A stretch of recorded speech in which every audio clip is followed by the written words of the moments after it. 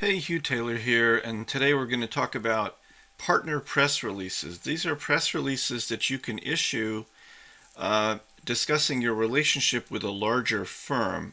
For example, if you're a distributor of a product, often the manufacturer of the product, like if you distribute appliances, the appliance manufacturer will have ways that you can announce your relationship with them. This can be a very powerful public relations tool. So today we're going to look at some of the issues involved in doing it. There's a process for it. There's a right way to do it, a wrong way to do it.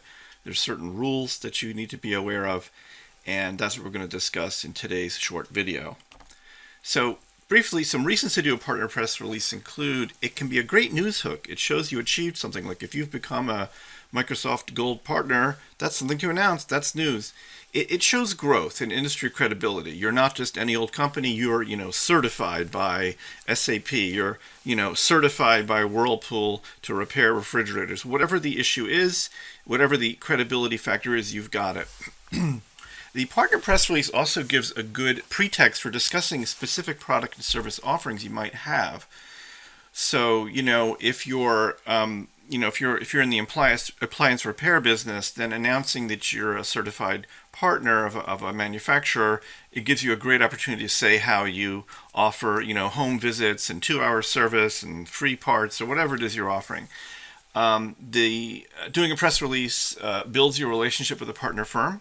It can get you, inside and talking to interesting people inside the partner firm, shows you're serious about the partner relationship. And they appreciate it, even if it's like a big company and you're just a little partner, it all helps. I will share with you that when I was running public relations for Microsoft SharePoint, which is a $2 billion product at Microsoft, we welcomed partners who wanted to make press releases about SharePoint because it added to SharePoint public relations profile. It added to our count of articles that mention our product in the press. So that's something to keep in mind. You're helping the partner, when the major firm, when you do this, and it can even potentially put you in the position to be in the partner's news stream. Now, this is not always the case, but you can, if you do this right, and if your announcement is interesting enough, become part of their news feed or even backlinked from their news site. So that starts to become a real search engine and high profile position. That's hard to do, but it is possible. So, thing to be aware of is that there is a definite workflow for this process. Of course, it varies greatly by company. This is based on my experience at Microsoft, which is probably one of the biggest companies doing this in the world. So their workflow is a good one to reference. The best practice is to discuss it with a partner first. And what this usually means, especially with a big company, is finding out who is responsible for partner press releases. And sometimes it's the big company's PR firm. Like at Microsoft, they work with Wagner Edstrom, which is a big public relations firm. So there's a person at Wagner Edstrom who literally has an email address like Microsoft Partner News at wagneredstrom.com. Like that person is the person you go to and you say, hey, we're a Microsoft partner. We'd like to do a press release. Is that okay with you? And they may just simply say, yes, go ahead, because they may not want to get that involved in it. Okay. And the Microsoft partner site will have all kinds of instructions on how to do a press release. And this is true of any major company that you work for, major manufacturer, where you're a distributor. They will likely have a whole package of information about how to do a press release with them, what to do, what not to do, some recommended text to use, and so forth. And we'll show you that in a minute. You can ask for an executive quote. This is always a good thing to ask for. You can say, hey, could we have the VP of North American sales say how great it is to be partnered with us? You can always ask. They can always say no, and often they do say no. But again, it provides an interesting opportunity to engage with the major company, and very often you'll be asked to write the quote for the executive to approve. So you write the quote and they approve it. You prepare a draft for approval, you submit it for approval, and then you release upon approval. Assuming they haven't just said, go ahead and do whatever you want. If they say, we need to see this before it goes out, you have to show it to them. This is so important because you don't want to get in trouble for saying something that's the wrong thing. So I'm going to now talk about some of the need to do's in a partner press release. Okay, you must use their approved language when appropriate. So just for example, if you're a Microsoft partner, meaning like, you fix PCs or whatever, you cannot say that your firm partnered with Microsoft. You have to say the official language, which is something like, you are a member of the Microsoft Gold Certified Program.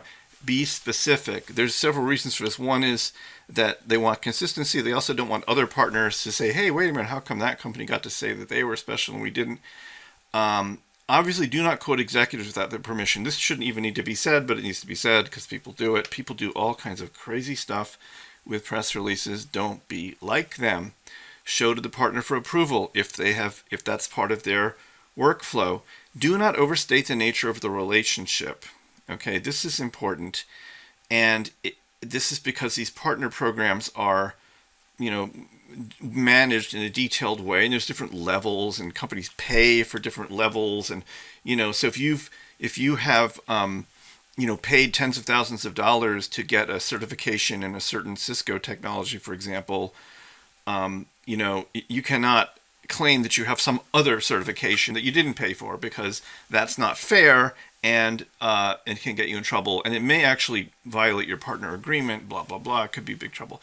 And also, probably one of the most important things is don't imply a partnership between two firms if none exists, okay? Especially if the company is publicly traded, because public companies can get in trouble with their shareholders if they appear to be, quote unquote, partnering with another company without the shareholder or board's approval, okay? So just we'll go now to some examples of this. And there's different layers of partnerships. Now, this first one here, which is SAS and Microsoft partner to further shape the future of analytics and AI. Now, this appears to violate that rule I just mentioned. Here they're saying, but in this case, these two companies have formed a partnership, and they're both announcing it, okay? That's rare, and it's usually only when two big companies get together and do something specific where they say they're partnering for a specific project. Okay, and in the detail of the news, it actually says what it is, and it's just the two companies working together. The two companies will enable customers to easily run their SaaS workloads in the cloud, meaning the Microsoft Azure cloud. Okay, so that is a what I would call a technology partnership announcement, and it's an announcement of an actual partnership between two corporations. Okay. A more standard partner press release is this one. It's from a company called WM Technology in London. And look what they do. They're following it. They're doing it totally by the book. They're saying West London Microsoft partner. That's who they are. They're not saying they're partnered with Microsoft as a company. They say they are a Microsoft partner. They joined the Microsoft Cloud Solution Provider. Okay, that's the specific announcement that they have, and then here's the really specific language. It says, invited to join Microsoft's Cloud Solution Provider program at the Tier 1 level. I don't know for sure, but I'm willing to bet that that is the precise approved language that Microsoft insists that you use if you're going to make such an announcement. Okay, then the press release has all the, natural how great this is for the business. And then here's a little more detail about this Microsoft Cloud Solution Provider program, which, again, I'm fairly certain is very precise language from Microsoft that says you must describe the program in this way. You cannot say they're part of this special program that Microsoft designed to help companies make $1 million. That's not what Microsoft wants to say. You need to say what they tell you to say. Okay, so this is a fairly standard partner press release. And then another example here, this is another big company to big company announcement, but I just want to show you because this has other stuff in it that you want to see. So this is Accenture and Avanade, which is two big consulting companies, named Microsoft 2020 Global Alliance SA Partner of the Year. So this is an announcement that Microsoft is acknowledging these companies as partners. And it has, obviously, but again, the specifics are important. They're not saying that Microsoft says these are their favorite companies in the world. They're just really precise. They've been named these global partners of the year. Okay, it talks about how this award was given. And then it has in here, it quotes from executives at Avanade and Accenture, but then it has here a quote from a Microsoft executive. Okay, our partnership with Accenture and Avanade has really accelerated over the past year, said Judson Althoff, Executive Vice President, Worldwide Commercial Business at Microsoft. Okay, so, and then he said these awards recognize the significant progress we've made together, etc., etc. This is probably something that Avanade wrote for the approval of this person, Judson Althoff, who honestly may never have actually seen this, but somebody at Microsoft or someone at their public relations firm looked at this quote and said, yes, that is fine. You can put that in your press release and you can attribute it to Justin Althoff. Okay?